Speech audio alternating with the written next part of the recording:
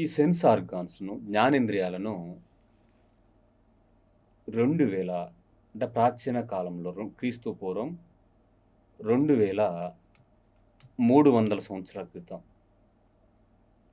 2300 సంవత్సరాల క్రితం ప్లాటో,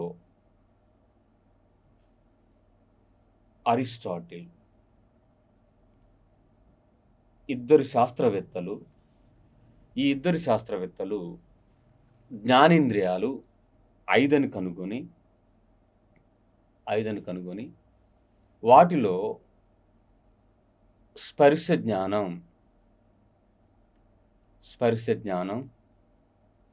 ముఖ్యమైనదని తెలపడం జరిగింది.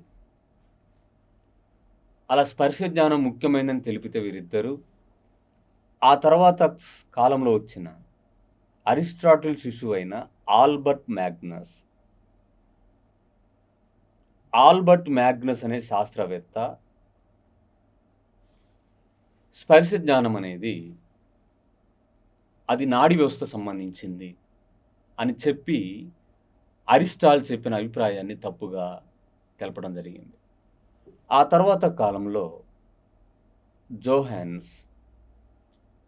జోహాన్స్ కెప్లర్ అనే శాస్త్రవేత్త అంతరిక్షంలో ప్రయోగాలు జరుపుతూ మోనాక్యులర్ ఉపయోగించి సుదూరంగా ఉన్న గ్రహాలు, నక్షత్రాల మీద ప్రయోగాలు జరుపుతున్నప్పుడు అక్కడ కన్ను అనే జ్ఞానేంద్రియము ఉపయోగించబడింది. సో ఇతను కన్ను ముఖ్యమైన జ్ఞానేంద్రియం తెలపడానికి ప్రయత్నం చేశాడు. ఆ తర్వాత కాలంలో జ్ఞానేంద్రియాలను ముఖ్యము, వాటిలో అతి ముఖ్యమైనది కన్ను అనేదిగా తెలపబడింది. ఈ జ్ఞానేంద్రియాల నుండి మెదడుకు కానీ వెన్నుపాముకు కానీ మిల్లీ సెకన్ల లోపే జ్ఞానేంద్రియాల నుండి సమాచారం మెదడుకు చేరుతూ ఉంటుంది. ఇలా మానవుల్లో జ్ఞానేంద్రియాలు వాటి రకాలు చూస్తే 5 రకాల జ్ఞానేంద్రియాలు ఉంటాయి. కన్ను అనే జ్ఞానేంద్రియం, ముక్కు అనే జ్ఞానేంద్రియము, నాలుక, చెవి, చర్మం. 5 రకాల జ్ఞానేంద్రియాలు ఉంటున్నవి. ఈ 5 రకాల జ్ఞానేంద్రియాల్లో ముందుగా మనం కన్ను అనే జ్ఞానేంద్రియం గురించి తెలుసుకుందాం.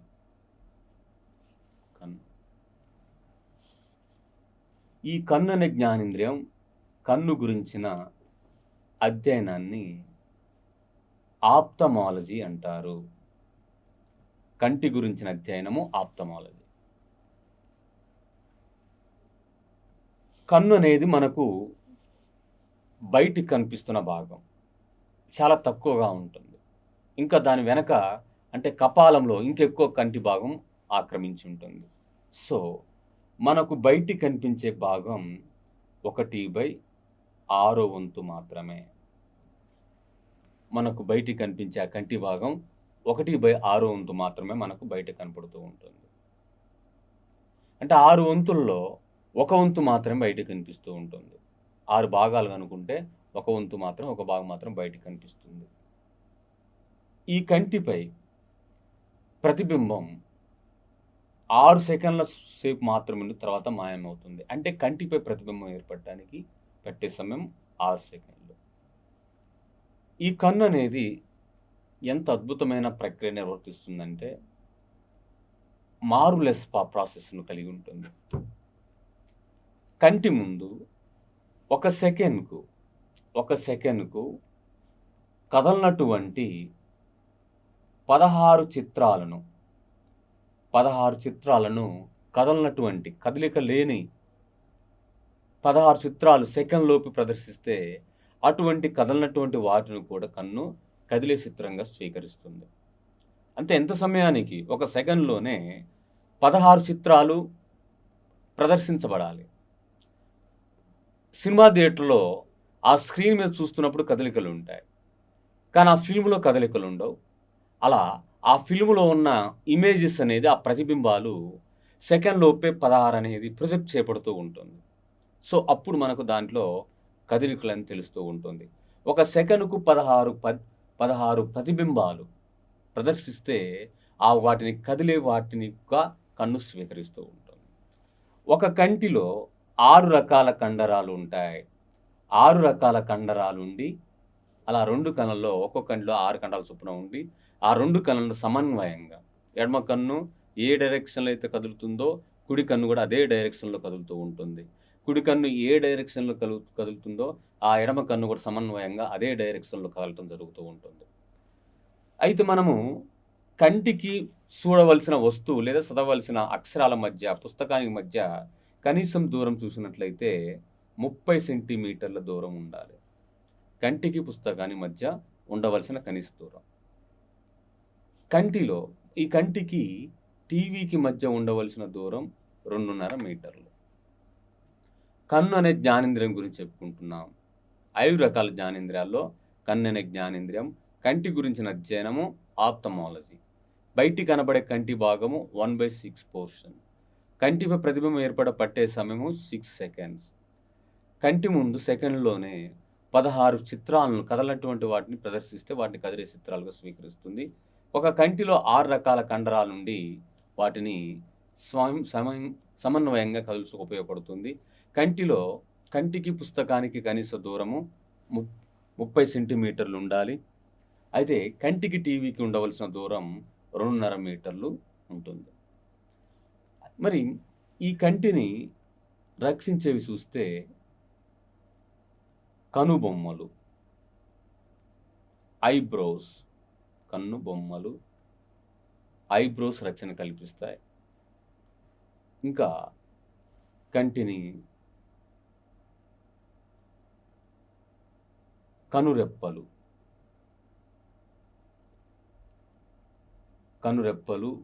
సహకరిస్తాయి. కంటి పక్ష్మాలు,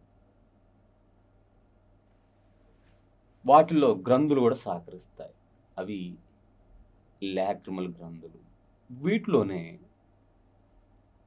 కొంచెం అడిగితే దీని మీద కంటిని రక్షించే నిర్మాణాల అంశాలేంటి? 1 లాక్రిమల్ గ్రంథులు, 2 కనుబొమ్మలు, 3 కనురెప్పలు, 4 కంటి పక్ష్మాలు. మళ్ళీ తిరిగి ఆప్షన్ కొత్తగా తయారు చేస్తే కేవలం ఏ ఆప్షన్ మాత్రమే, తర్వాత బి ఆప్షన్ మాత్రమే, లేదా ఏబిసి మాత్రమే, లేదా ఏసీ మాత్రమే, లేదా పైవన్నీ అలా అడిగినప్పుడు అనిపిస్తుంది కంటిని కాపాడేవి లాక్రిమల్ గ్రంథులు లేదా కనురెప్పలు అనిపిస్తూ ఉంటుంది. కానీ మనకు అక్కడ కాంపిటేటివ్ పరంగా మనం అకాడమిక్ బుక్లో చదువుతున్నప్పుడు ఆడ ఏదైతే ఇస్తున్నారో అది నేర్చుకోవాల్సిన అవసరం ఉంటుంది. సో కనుబొమ్మలు రక్షిస్తాయి, కనురెప్పలు, కంటి పక్ష్మాలు, లాక్రిమల్ గ్రంథులు ఇవన్నీ ఉన్న ఆప్షన్ కరెక్ట్ అవుతూ ఉంటుంది. కనుబొమ్మలు ఐబ్రోస్, కనురెప్పలు ఐలిడ్స్, కంటి పక్ష్మాలు ఐ ల్యాషెస్, లాక్రిమల్ గ్లాండ్స్. ఇలా మానవుడు కానీ జంతువులు కానీ టోటల్గా దృష్టి స్వభావాన్ని చూసినట్లయితే 2 రకాల విజన్ కలిగి ఉంటాడు. 1 బైనాక్యులర్ విజన్,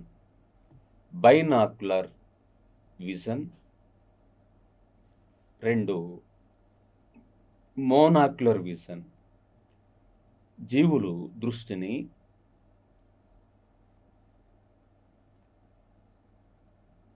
రెండు రకాల స్వభావాన్ని కలిగి ఉంటాయి. 2 రకాల దృష్టి స్వభావాన్ని కలిగి ఉంటాయి. Binocular vision, monocular vision. Binocular vision అంటే ఏంటి? 2 కళ్ళతో ఒకే సమయంలో ఒకే వస్తువును చూసినట్లయితే ఆ దృష్టి విధానాన్ని బైనాక్యులర్ విజన్ అంటాం. ఇప్పుడు మనది బైనాక్యులర్ విజన్. ఎగ్జాంపుల్ చూద్దాం. మనకు ఇక్కడ ఒక పెన్ ఉంది కంటి ముందు, ఒక ఫింగర్ ఉంది. ఇలా 2 ప్రతిబింబాలు ఉన్నాయి. ఈ 2 ప్రతిబింబాలు విడివిడిగా 2 కళ్ళలో ఏర్పడతాయా? ఈ 2 ప్రతిబింబాలు ఒక్కొక్క కంటిలో 2 చొప్పున ఏర్పడతాయా? లేకపోతే దీంట్లో ఉన్న ఒక్కొక్క ప్రతిబింబమే 2 కళ్ళలో ఏర్పడుతుందా అనే క్వశ్చన్ మనకు రేజ్ అవుతుంది. కానీ 2 కనపడుతున్నాయి కదా, 2 ఏర్పడుతుంది అనిపిస్తుంది. కానీ ఒక సమయంలో ఒక వస్తువును మాత్రమే చూడగలం. ఆ ఒక వస్తువు కూడా 2 కళ్ళతో చూడగలం కాబట్టి ఆ 2 కళ్ళలో ఒక వస్తువు ఒక ప్రతిబింబం ఏర్పడుతుంది. సో 2 కళ్ళలో ఒకే సమయంలో ఒకే వస్తువు ప్రతిబింబం ఏర్పడితే, అంటే ఒకే వస్తువును చూస్తున్నామంటే ఒకే వస్తువు 2 కళ్ళలో ప్రతిబింబంగా ఏర్పడుతుంది. దాన్నే బైనాక్యులర్ విజన్ అంటాం. ఇది మానవుల్లోకి ఉంటుంది, గుడ్లగూబకు ఉంటుంది. మరి మోనాక్యులర్ విజన్ ఏంటి? 2 సమయంలో 2 ప్రతిబింబాలు. ఒక కన్ను ఫింగర్‌ని చూస్తుంది, మరొక కన్ను పెన్‌ని చూస్తుంది. ఇలా 2 కళ్ళతో ఒకే సమయంలో 2 లేదా వేర్వేరు ప్రతిబింబాలు చూడగలిగితే దాన్ని మోనాక్యులర్ విజన్ అంటారు. ఇది పక్షులలో ఉంటుంది, జంతువుల్లో ఉంటుంది. నెక్స్టు ఈ కంటికి సంబంధించిన నిర్మాణం చూస్తే, కంటికి సంబంధించిన నిర్మాణంలో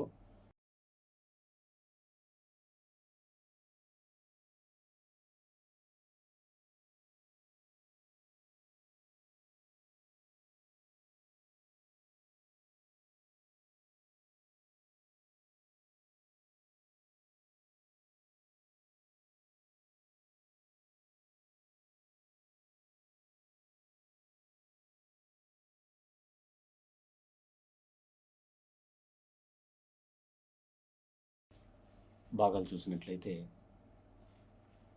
కంటిలో ప్రధానంగా 3 పొరలుంటాయి. ఒకటి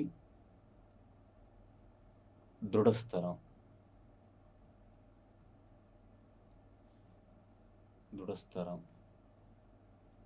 స్క్లీరా. సెకండ్ వన్ రక్తపటలము, కోరాయిడ్. థర్డ్ వన్ నేత్రపటలము, రెటినా. కంటిలో ఎన్ని పొరలు ఉన్నాయి అనే క్వశ్చన్ చూసిన దృఢస్థరం, రక్తపటలం, నేత్రపటలం అనే 3 పొరలు ఉన్నాయి. దాంట్లోనే మళ్ళీ వరుస క్రమం చూడండి. దృఢస్థరం, రక్తపటలం, నేత్రపటలం, అలా వరుస క్రమం. ఇదే 3 పొరలను మనం ఇక్కడ ఇమేజ్లో ఇండికేట్ చేద్దాం.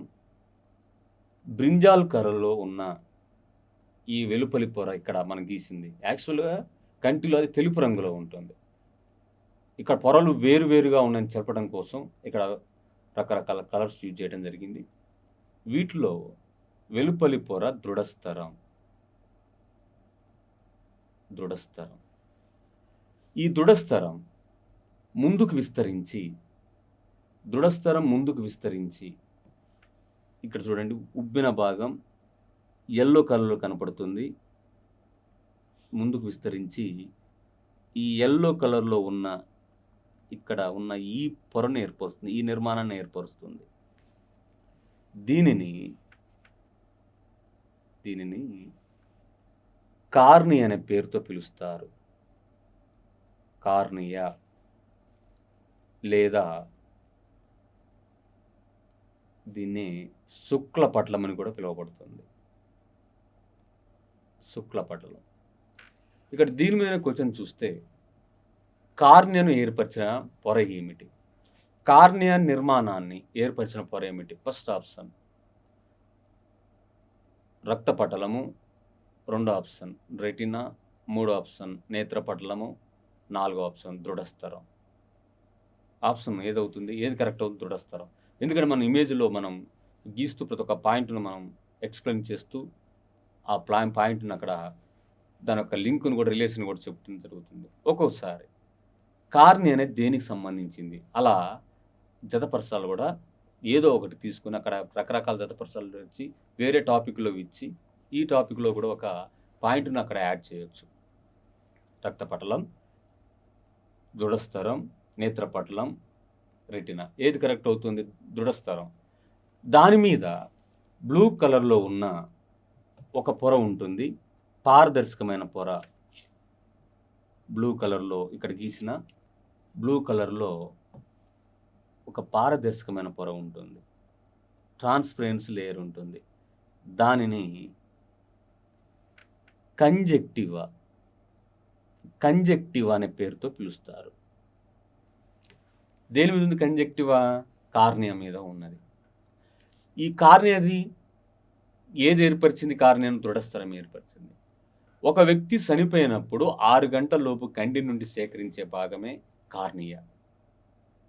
ఐ డొనేట్ చేసే వ్యక్తులలో కంటి నుండి సేకరించే భాగము కార్నియా లేదా శుక్లపటలం. ఆ కార్నియా మీద పారదర్శకమైన ట్రాన్స్‌పరెన్స్ లేయర్ ఉంటుంది. దాన్ని కంజక్టివా లేదా కంటి పొర అని పిలుస్తారు. మరి ఈ కంజక్టివా లేదా కంటి పొరను ఏర్పరిచిన నిర్మాణం ఏమిటి? కంటి పొరను ఏర్పరిచేది ఉపకళా కణజాలము. ఉపకళా కణజాలము. ఇక్కడ కొంచెం చూస్తే కంటి పొరను ఎపిథీలియల్ టిష్యూ ఏర్పరుస్తుంది. కంటి పొరను లేదా కంజక్టివాను. ఆడ కొంచెం చూస్తే ఫస్ట్ ఆప్షన్ దృఢస్థరము, second option cornea, third option ఉపకళా కణజాలము, ఫోర్త్ ఆప్షన్ రెటీనా. ఇలా చూస్తే ఇక రెటీనా అనేది మూడో పొర అనేది మనకు ఇమేజ్‌లో తెలుస్తుంది. దానికి సంబంధం లేదని తెలుస్తుంది. ఇక దృఢస్థరం అనేది కార్నియాని ఏర్పరిచింది. అది కూడా దానికి దగ్గర లేదు కాబట్టి అది కూడా కాదేమో అనిపిస్తుంది. తర్వాత మనకు థర్డ్‌లో ఉపకళా కణజాలం ఇది ఎక్కడ వినలేదు అసలు ఇక్కడ దీంతో సంబంధం ఉన్నది అనిపిస్తుంది. ఫోర్త్ ఆప్షన్‌లో దానికి అతుక్కొని కార్నియాకి అంటుకొని ఉంది కాబట్టి కంజక్టివా, కార్నియా ఏమైనా మేబీ ఇది ఏర్పరచుండొచ్చేమో అని ఒక డౌట్ రేజ్ అయ్యి అదే ఆన్సర్ అనిపిస్తూ ఉంటుంది. సో, కార్నియా మీద కంజక్టివ్ ఉన్నంత మాత్రాన ఆ కార్నియా కంజక్టివాని ఏర్పరచదు. కంజక్టివాని ఏర్పరిచేదే ఉపకళా కణజాలం. ఉపకళా కణజాలం.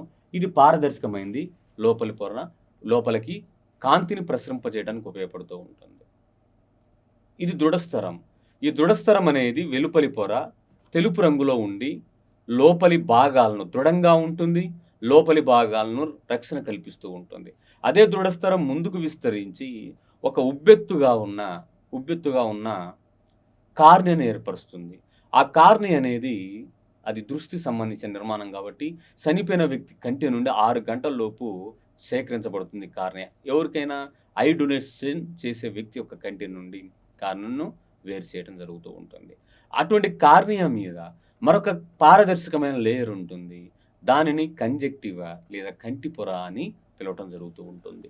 నెక్స్ట్ వన్ రెండో పొర రక్తపటలం. ఇది రక్తపటలం. మనము ఇమేజ్‌లు ఇచ్చింది మాత్రం రెడ్ కలర్‌లో ఇచ్చినాం. కానీ యాక్చువల్‌గా రక్తపటలం అనేది నలుపు రంగులో ఉంటుంది. ఇట్లా చిన్న చిన్న అంశాలనే మనం లాస్ అవుతూ ఉంటాం. రక్తపటలం అనగానే మనకు దాంట్లో రక్త ప్రసరణ జరుగుతుంది కాబట్టి అది ఎరుపు రంగులో ఉండొచ్చేమో అని ఇమాజినేషన్ వచ్చేస్తూ ఉంటుంది. బట్ అది ప్రాక్టికల్‌గా ఎవరు ఆలోచించినా కరెక్ట్ అనిపిస్తూ ఉంటుంది. అంటే మనం సొంత నిర్ణయాలకు కాకుండా అకార్డింగ్ టు టెక్స్ట్ బుక్‌లో ఉన్న ఇన్ఫర్మేషన్ ఫాలో అవ్వాలి. నలుపు రంగులో ఉంటుంది. రక్తపటలం నలుపు రంగులో ఉంటుంది. దాంట్లో రక్త ప్రసరణ జరుగుతూ ఉంటుంది. ఈ రక్తపటలం ముందుకు స్ప్రెడ్ అయ్యి ముందుకు విస్తరించి 2 రకాల నిర్మాణాలను ఏర్పరుస్తుంది. ఒకటి శైలికామయ కండరాలు. 2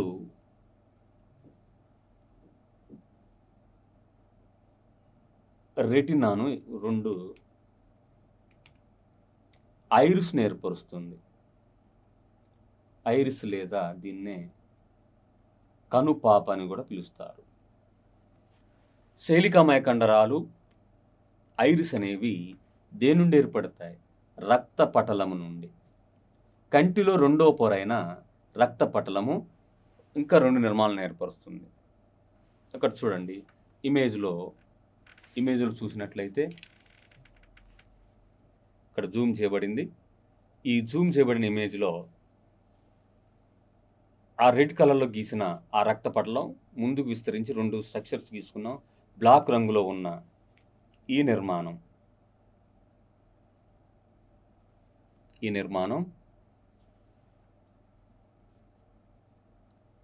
ఇది ఐరిస్. అదే ఇక్కడ వేలు లాంటి మాదిరిగా పట్టుకొని ఉన్నవి కేశాలు లాంటివి వీటిని శైలికామయ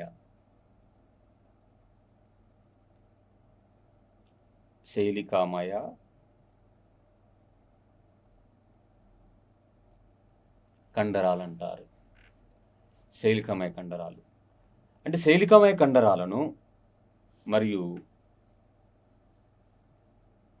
శైలికమయ కండరాలను ఐరిస్‌ను ఏర్పరిచిన నిర్మాణము రక్తపటలం. ఈ శైలికమయ కండరాల యొక్క విధేంటంటే, అక్కడ మనకు ఇమేజ్‌లో కనిపిస్తున్నట్టుగా ఇది కటకం. కటకాన్ని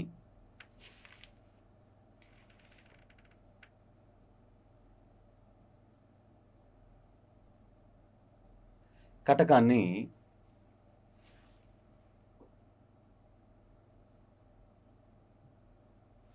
కటకాన్ని నిర్ణీత స్థానంలో ఉంచుటకు ఉపయోగపడుతుంది.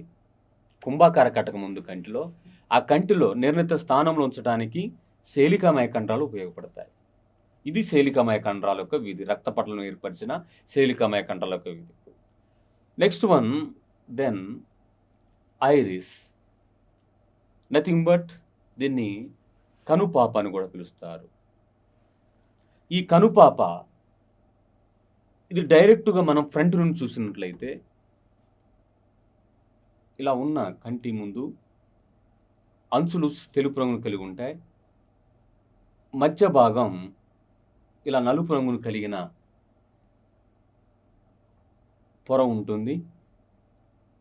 దాని మధ్యలో పూర్తిగా ముయ్యకుండా ఒక చిన్నటి రంధ్రం ఉంటుంది. ఇలా ఈ బ్లాక్ కలర్‌లో ఉన్నదాన్ని ఐరిస్ అంటారు. ఆ ఐరిస్ మధ్య ఉన్న ఈ డాట్‌ను దీన్ని ప్యూపిల్ లేదా తారక అని పిలుస్తారు. తారక లేదా ప్యూపిల్. ఇలా ఫ్రంట్ నుంచి చూస్తే కంటి యొక్క స్ట్రక్చర్ ఆ విధంగా కనిపిస్తుంది. ఐరిస్ లేదా కంటి పాప లేదా కనుపాప ఆ తారక వాటి మధ్య ఉన్న రంధ్రాన్ని కంట్రోల్ చేస్తుంది. అంటే పరిమాణాన్ని పెంచుతుంది, పరిమాణాన్ని తగ్గిస్తుంది. ఫర్ ఎగ్జాంపుల్, సినిమా థియేటర్‌లోకి వెళ్ళిన తర్వాత ఆ థియేటర్ లోపడంతా చీకటిగా కనిపిస్తుంది. ఆ చీకటిగా కనిపిస్తున్నప్పుడు ఏం చేస్తుందంటే ఐరిస్, ఆ కంటిలో ఉన్న ఐరిస్, ఆ తారక ఐరిస్ మధ్య ఉన్న రంధ్రం పరిమాణం పెంచుతూ ఉంటుంది. అంటే అలా ఎప్పుడైతే పెంచుతూ ఉంటుందో మనకు కూడా కొద్దిగా చివరకు మనకు కావాల్సిన సీటు మన సీట్ ఏదో మనకు కనిపిస్తూ ఉంటుంది. మనం టికెట్ పరంగా మనకి ఇచ్చిన రిజర్వేషన్ సీట్ అనేది కనిపిస్తూ ఉంటుంది. అంటే ఇక్కడ ఐరిస్ అనేది ఆ చీకటిగా ఉన్న సమయంలో కాంతి ఎక్కువగా పోవటానికి ఆ తారక యొక్క పరిమాణాన్ని పెంచింది. మరి ఒకవేళ చీకటి నుండి బాగా వెలుతురులోకి వచ్చినట్లయితే అప్పుడేమవుతుందంటే ఎక్కువ వెలుతురు అవసరం లేదు కంటిలోకి.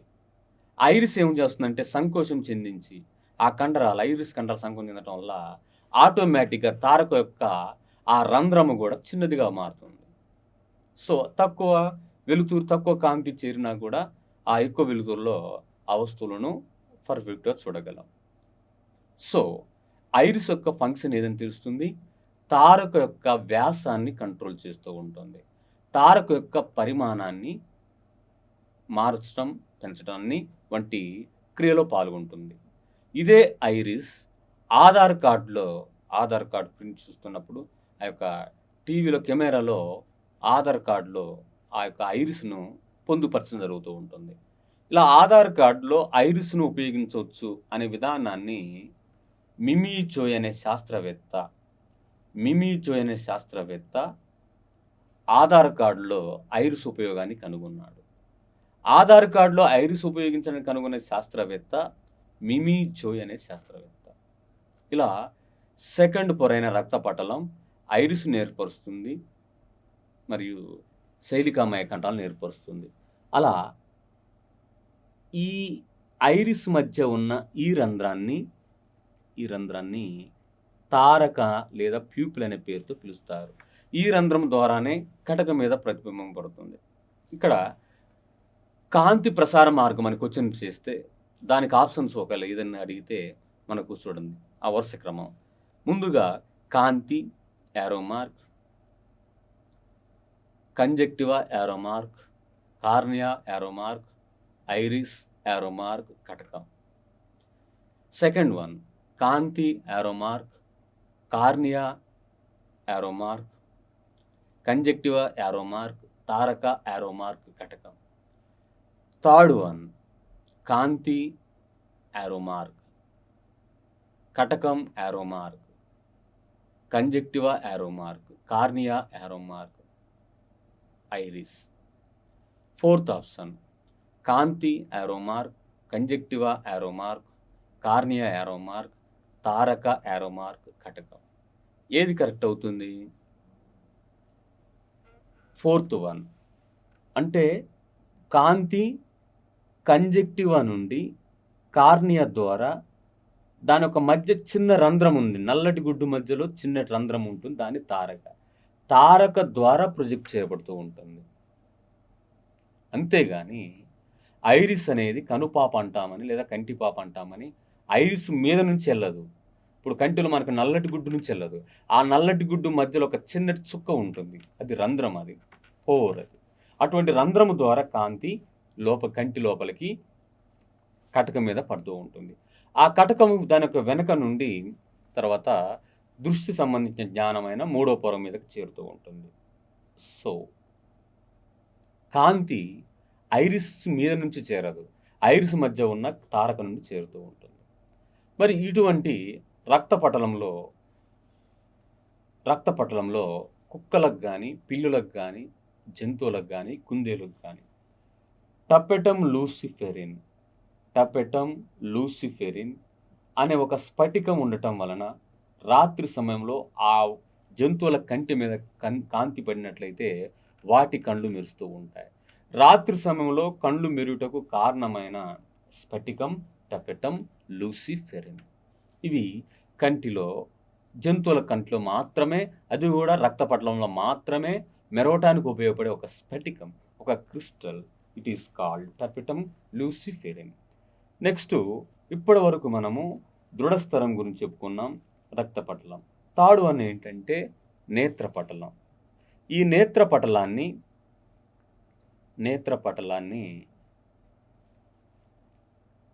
రెటినా అనే పేరుతో కూడా పిలవచ్చు. రెటినా. ఈ నేత్రపటలం అనేది కంటిలో మూడో పొర. చూడండి, మెయిన్ డయాగ్రామ్లో, ఇచ్చిన డయాగ్రామ్లో గ్రీన్ కలర్లో గీసినది అది రెటినా లేదా నేత్రపటలం. ఈ నేత్రపటలం మీద ప్రతిబింబం ఏర్పడుతూ ఉంటుంది. ఇమేజ్ అనేది కంటిలో ఏ పొర మీద ఏర్పడుతుంది? నేత్రపటలం. అంటే సింపుల్గా ప్రతిబింబంతో సంబంధం ఉన్నది. 1 దృఢస్థరం, 2 రక్తపటలం, 3 రెటినా, 4 కార్నియా. ఏదవుతుంది? Which is the correct answer? Retina. Next, ఈ నేత్రపటలంపై ప్రతిబింబం ఏర్పడేటప్పుడు అది కూడా తలక్రిందులుగా ఏర్పడుతుంది. ఫర్ ఎగ్జాంపుల్, మనకు బయట నుంచి చూస్తే ఈ పొజిషన్లో ఉంటుంది, ఈ పొజిషన్లో చూస్తున్నాం. కానీ నేత్రపటలంపై చూసేసరికి ఈ పొజిషన్లో ఏర్పడుతుంది. అది కూడా కుడిది ఎడమవైపుగాను, ఎడమది కుడివైపుగాను ఆ ప్రతిబింబం తలక్రిందులుగా ఏర్పడుతుంది. ఈ నేత్రపటలంలో 2 రకాల కణాలు ఉంటాయి. అవి రాడ్ కణాలు లేదా వీటినే దండ కణాలని కూడా పిలుస్తారు. దండ కణాలు. మరొకటి శంకు కణాలు లేదా కోన్ కణాలు. దీని మీదనే క్వశ్చన్ చూస్తే, రాడ్ కణాలు, కోను కణాలతో సంబంధం ఉన్న కంటి పొర ఏమిటి?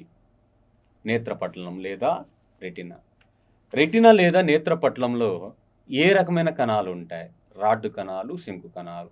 ఇప్పటిదాకా మనం చెప్పుకున్న ఈ కన్ను అనే జ్ఞానేంద్రియంలో కంటిలో 3 పొరలు, కంటిలో 2 రకాల కణాలు. ఆ కంటిలో 2 రకాల కణాలలో రాడ్ కణాలు, కోను కణాలు, ఇది కూడా నేత్రపటలం కలిగి ఉంటుంది. Retina obtains 2 type cells such as rod cells and cone cells. ఈ రాడ్ కణాలు, కోను కణాలు చూసినట్లయితే ఈ రాడ్ కణాలు అనేవి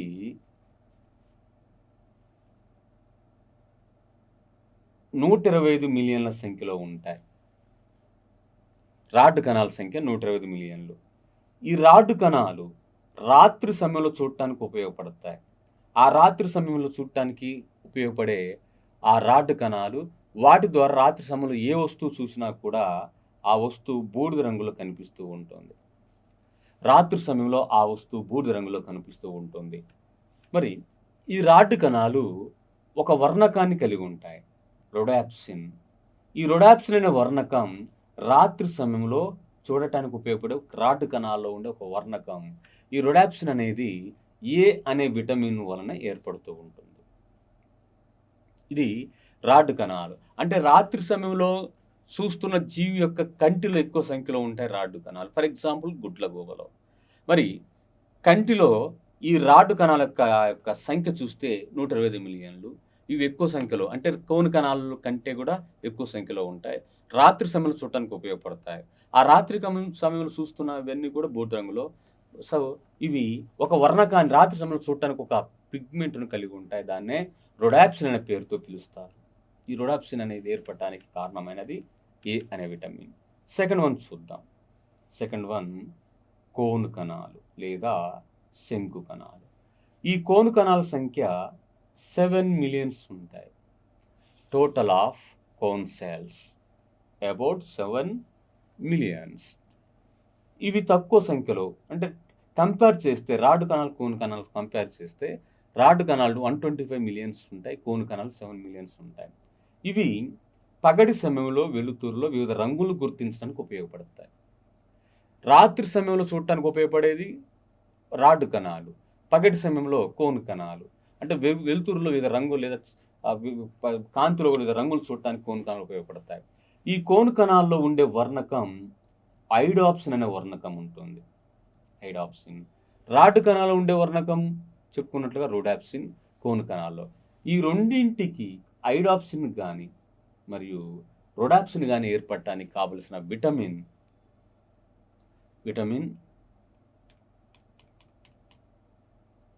ఏ విటమిన్. ఏ విటమిన్ వలన రాడ్ కణాల్లో రొడాప్సిన్ ఏర్పడుతుంది. కోన్ కణాల్లో ఐడాప్సిన్ ఏర్పడుతూ ఉంటుంది. ఈ కోన్ కణాలు వాటి యొక్క కోన్ కణాలు గుంపును మ్యాక్యులా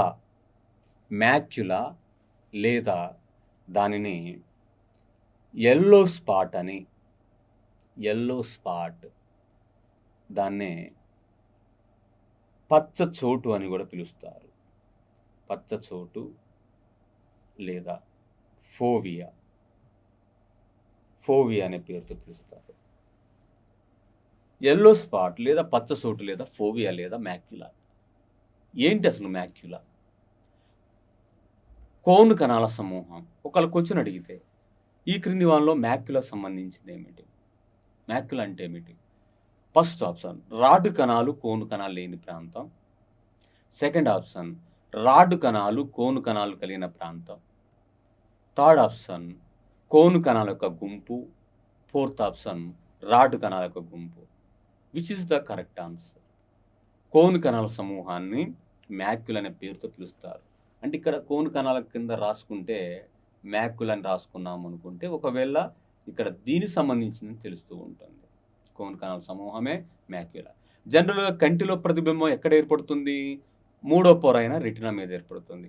ఆ రెటినా మీద ప్రతిబింబం ఏర్పడటానికి ఆ కోన్ కణాల గుంపైన మ్యాక్యులా సహకరిస్తూ ఉంటుంది.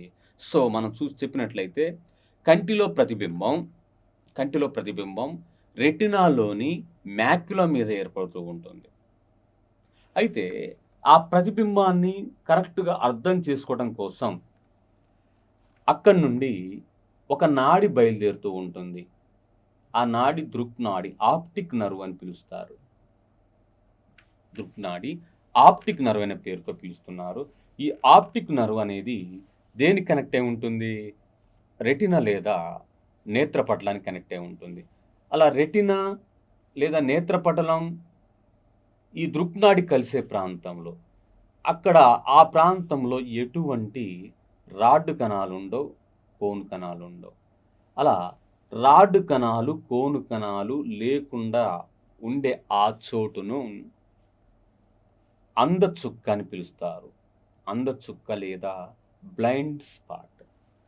అందసుక్క లేదా blind spot. If you can see in the diagram, అక్కడ మనకు అందచుక్క అనేది రాడు కణాలు, కోను కణాలు లేని ప్రాంతం. ఇది ఎక్కడ ఉంటుంది? ఇది రెటినా దృక్నాడి కలిసే ప్రాంతంలో ఉంటుంది. దానినే అందచుక్క అనే పేరుతో పిలవటం జరుగుతూ ఉంటుంది. మరి బ్లైండ్ స్పాట్ అనేది రాడు కణాలు, కోను కణాలు లేని ప్రాంతం.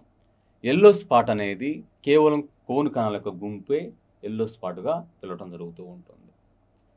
అక్కడి నుండి సమాచారం దృక్నాడి మధ్య మెదడుకు తీసుకెళ్తూ ఉంటుంది. మధ్య మెదడు. సో మనం ఇక్కడ ఆ దృష్టి వరుస క్రమం చూద్దాం. ఇటువంటి ఇంపార్టెంట్ వరుస క్రమాలు అనేవి ఎక్కువ అడుగుతూ ఉన్నాడు. ఇది కూడా అడగటానికి అవకాశం ఉండొచ్చు. చూద్దాం. కంటిలోకి కాంతి ఏ విధంగా చేరుతుంది? కాంతి అది ఎక్కడి నుండి?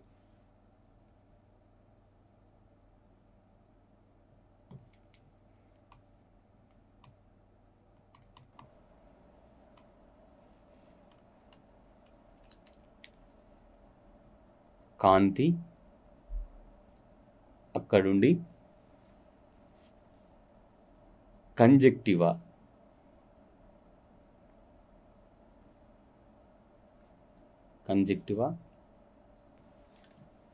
అక్కడి నుండి కార్నియా, కార్నియా నుండి తారక లేదా ప్యూపిల్, తారక నుండి కాంతి కటకంపై చేరుతుంది. కటకం అనేది రెటినా మీద ప్రొజెక్ట్ చేస్తూ ఉంటుంది. రెటినా, ఆ రెటినాలో కూడా ఏంటి? ఫోవియా లేదా మ్యాక్యులా. అది అక్కడ నుండి దృక్నాడి. ఈ దృక్నాడి అనేది కాంతిని అర్థం చేసుకోవడం కోసం మధ్య మెదడుకు తీసుకెళ్తుంది. ఇలా కాంతి రవాణా మార్గాన్ని వరుస క్రమంలో గుర్తించము. ఆ వరుస క్రమం చూడండి. ఆ కాంతి కంజక్టివ్ మీద పడితే అది పారదర్శకమైనది కాబట్టి కార్నియాకు చేరుతుంది. కార్నియా కూడా పారదర్శకమైనది. అలా పారదర్శకమైన పొర నుండి కాంతి ఆ ఒక రంధ్రమైన తారక ద్వారా చేరుతూ ఉంటుంది. ఆ తారక అనేది కటకం మీద ప్రతిబింబాన్ని పడే విధంగా సహకరిస్తుంది. ఆ కటకం అనేది రెటినా మీద ప్రొజెక్ట్ చేస్తుంది కాంతిని. ఆ రెటినా ఫోవియా కణాల మీద ప్రతిబింబం ఏర్పడుతుంది. అక్కడ నుండి ఆ రెటినా మీద ఏర్పడే కాంతిని దృక్నాడి మధ్యమలో తీసుకుపోవడం వల్ల అప్పుడు కరెక్ట్ పొజిషన్లో మనకు ఆ కాంతి అనేది లేదా వస్తువు అనేది మనకు అర్థమవుతూ ఉంటుంది. ఇలా అయితే కంటిలో 2 రకాల గదులు ఉంటాయి.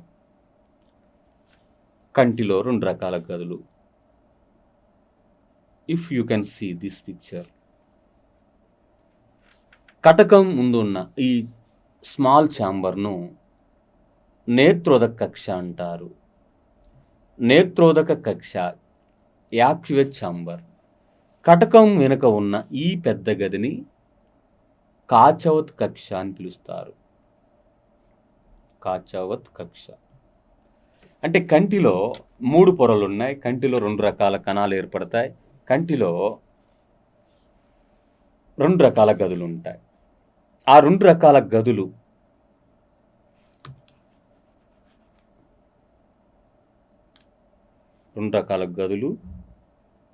చూస్తే, ఒకటి నేత్రోదక కక్ష.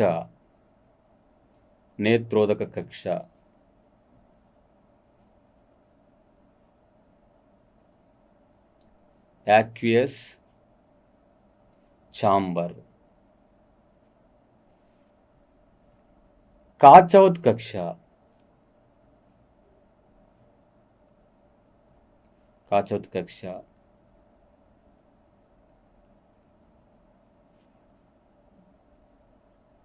Vitreous chamber.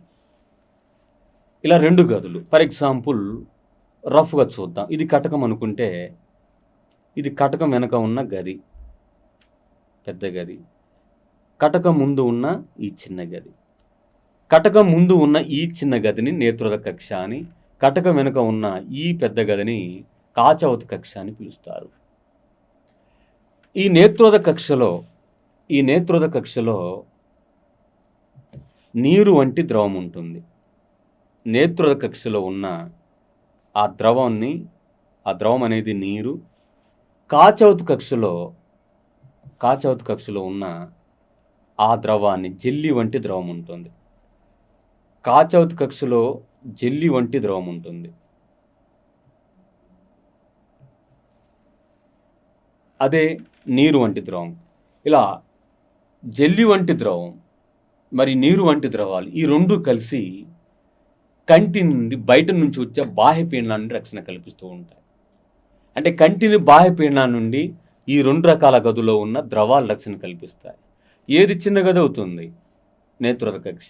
ఏది పెద్ద గది అవుతుంది? కాచవత్ కక్ష.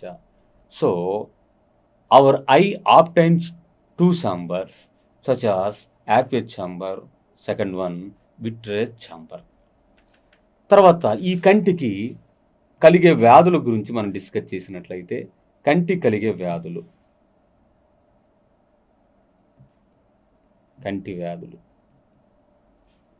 ఈ కంటి వ్యాధుల్లో రేచీకటి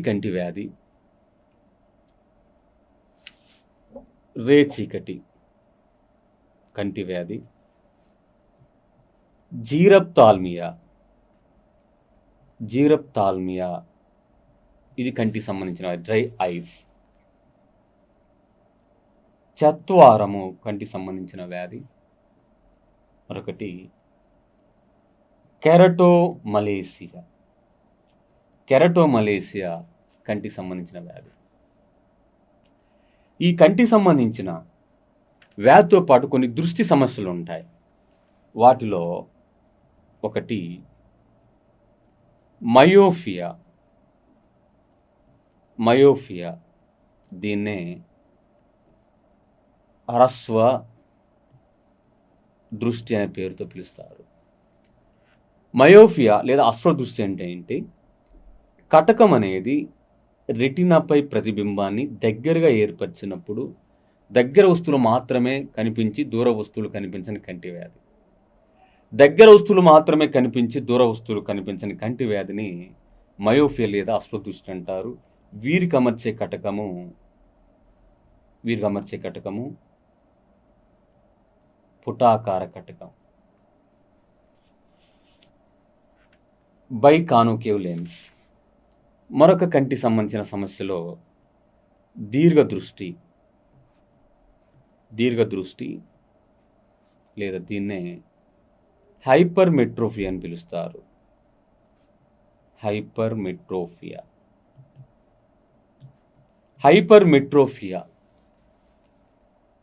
ఇది ఎప్పుడైతే కటకం ప్రతిబింబం రెటినాపై దూరంగా ప్రతిబింబం ఏర్పరిస్తే దూర వస్తువులు మాత్రమే కనిపించి దగ్గర వస్తువులు కనిపించవు. అలా దూర వస్తువులు కనిపించి దగ్గర వస్తువులు కనిపించని ఈ కంటి వ్యాధిని దీర్ఘదృష్టి అంటారు. ఈ రకమైన సమస్యతో బాధపడుతున్న వారికి కుంభాకార కటకాన్ని అమరుస్తారు. ఈ కుంభాకార కటకం బైకాన్వెక్స్ లెన్స్ కుంభాకార కటకాన్ని అమర్చడం జరుగుతూ ఉంటుంది. మరొక దృష్టి సమస్య వర్ణాంధత్వం, కలర్ బ్లైండ్నెస్, రంగులను గుర్తించలేకపోవుట. మరొక దృష్టి సమస్య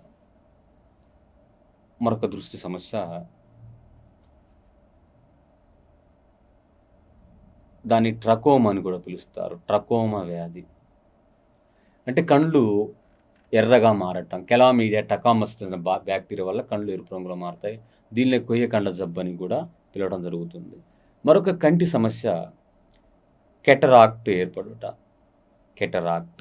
లేదా శుక్లాలు ఏర్పడుట. అంటే కంటిలో కటకం అపారదర్శకంగా మారినప్పుడు కంటిలో ఒక తెల్లటి పూత ఏర్పడుతుంది. దాన్ని కెటరాక్ట్ లేదా శుక్లాలు ఏర్పడటం అని పిలుస్తారు. మరొక కంటి సంబంధించిన సమస్యలో గ్లకోమా వ్యాధి. గ్లకోమా లేదా నీటి కాసులు. గ్లకోమా లేదా నీటి కాసులనే వ్యాధి ఎవరిలో అయితే కంటి వెంట నిరంతరం నీరు కారుతూ ఉంటుందో అటువంటి కంటి సంబంధిత వ్యాధిని గ్లకోమా లేదా నీటి కాసులనే పేరుతో పిలుస్తారు. ఇవన్నీ కంటికి సంబంధించిన వ్యాధులు. మన జ్ఞానేంద్రియాలు చెప్తున్నప్పుడు, ఆ జ్ఞానేంద్రియాల గురించి చెప్తున్నప్పుడు మరొకసారి దాని ఒక సమ్మరీ చూసినట్లయితే, జ్ఞానేంద్రియాలను 2000 క్రీస్తుపూర్వం 2300 సంవత్సరాల క్రితమే ప్లాటో, అరిస్టాటిల్ 5 రకాలను కనుగొని దాంట్లో స్పర్శ జ్ఞానం ముఖ్యమైనదని చెప్పారు. ఆ స్పర్శ జ్ఞానం అనేది ఒక నాడీ వ్యవస్థతో సంబంధం ఉన్నది. సో మీరు చెప్పిన అభిప్రాయం తప్పు అని ఆల్బర్ట్ మ్యాగ్నస్ అనేది అతని యొక్క వారి యొక్క అభిప్రాయాన్ని వ్యతిరేకించాడు. ఆ తర్వాత ఆ జ్ఞానేంద్రియాలలో కన్ను అనే జ్ఞానేంద్రియము ముఖ్యమైనదని వివరించడానికి ప్రయత్నం చేసిన వ్యక్తి జోహెన్స్ కెప్లర్. మరి ఈ కన్ను, ముక్కు, నాలుక, చెవి ఇలా 5 రకాల జ్ఞానేంద్రియాలు, చర్మం ఇలా 5 రకాల జ్ఞానేంద్రియాల నుండి మెదడుకు కానీ వెన్నుపాముకు కానీ సమాచారం అనేది ఫ్రాక్షన్ ఆఫ్ సెకండ్లో అంటే మిల్లీ సెకండ్ల లోపు సమాచారం చేరుతూ ఉంటుంది.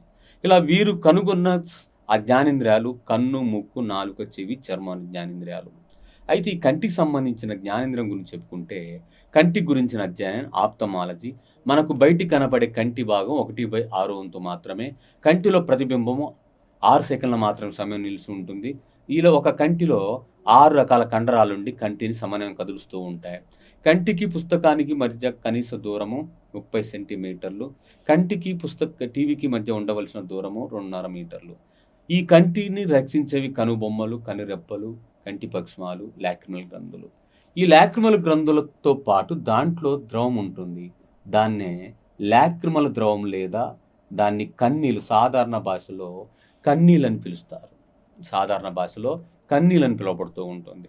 ఇటువంటి లాక్రిమల్ ద్రవం దానిలోని సోడియం క్లోరైడ్ అనే లవణం, లైసోజైమ్ అనే ఎంజైమ్ ఉండి ఎల్లప్పుడూ కంటిలో చేరుతున్న దుమ్మును, ధూళిని, బ్యాక్టీరియాను బయటకు తీసివేస్తూ ఉంటాయి. ఇటువంటి కళ్ళు, ఏ జీవులో అయిన కళ్ళు జనరల్గా 2 రకాల దృష్టి స్వభావాన్ని కలిగి ఉంటుంది. వాటిలో ఒకటి బైనాక్యులర్ విజన్, 2 మోనాక్యులర్ విజన్. ఒక వ్యక్తిలో లేదా ఏ దృష్టి అయితే ఒక సమయంలో ఒక వస్తువు యొక్క ప్రతిబింబం 2 కళ్ళల్లో ఏర్పడే దాన్ని బైనాక్యులర్ విజన్. మానవులో ఉన్న దృష్టి విధానం బైనాక్యులర్ విజన్.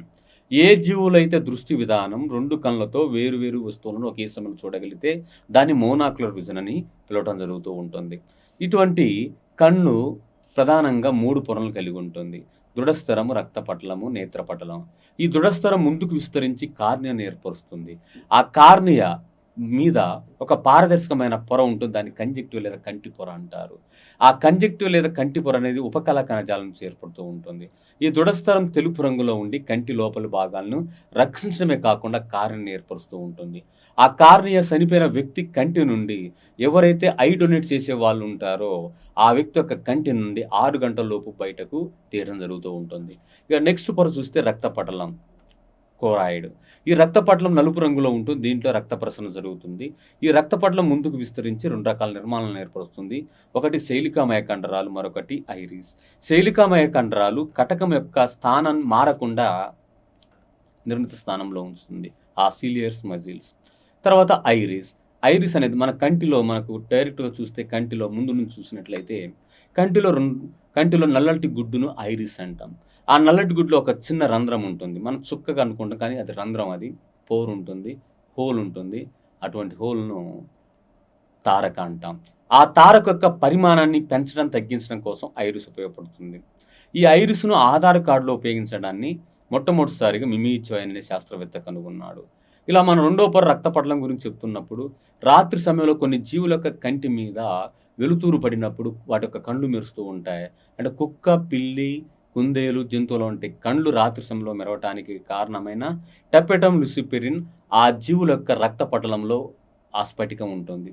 ఇక థర్డ్ వన్ కంటిలో 3వ పొర నేత్రపటలం, దాన్ని రెటిన్ అని కూడా పిలుస్తారు. ఈ నేత్రపటలం మీద ప్రతిబింబం తలక్రిందులుగా ఎడమది కుడివైపుగా ఏర్పడుతుంది, కుడివైపుది ఎడమవైపుగా ఏర్పడుతూ ఉంటుంది. ఇటువంటి నేత్రపటలం 2 రకాల కణాలను కలిగి ఉంటుంది. అది రాడ్ కణాలు మరియు శంకు కణాలు లేదా కోను కణాలు. ఈ రాడ్ కణాలు, కోను కణాల మధ్య కంపారిజన్ చూసినట్లయితే రాడ్ కణాల సంఖ్య 125 మిలియన్స్ ఉంటాయి, కోను కణాల సంఖ్య 7 మిలియన్స్ ఉంటాయి. ఆ రాడ్ కణాలు ఎక్కువ సంఖ్యలో ఉంటాయి. కోను కణాలు తక్కువ సంఖ్యలో ఉంటాయి. రాడ్ కణాలు రాత్రి సమయంలో వస్తువులు చూడటానికి ఉపయోగపడతాయి. కోను కణాలు పగటి సమయంలో వివిధ రంగులు చూడటానికి ఉపయోగపడతాయి. రాత్రి సమయంలో చూస్తున్న రాడ్ కణాల ద్వారా చూస్తున్న వస్తువులన్నీ బూడిద రంగులో కనిపిస్తాయి. అలా రాడ్ కణాల్లో ఒక పిగ్మెంట్ ఉంటుంది. రొడాప్సిన్ అనే పిగ్మెంట్ ఉంటుంది. ఆ రొడాప్సిన్ అనే పిగ్మెంట్ ఏర్పడడానికి కారణమైనది ఏ విటమిన్. కోను కణాల్లో కూడా పిగ్మెంట్ ఉంటుంది. రంగులను గుర్తించడానికి కారణమైన పిగ్మెంట్ లేదా వర్ణకం. అలా పిగ్మెంట్ అనేది ఐడాప్సిన్. ఐడాప్సిన్ కూడా ఏ అనే విటమిన్ వల్ల ఏర్పడుతూ ఉంటుంది.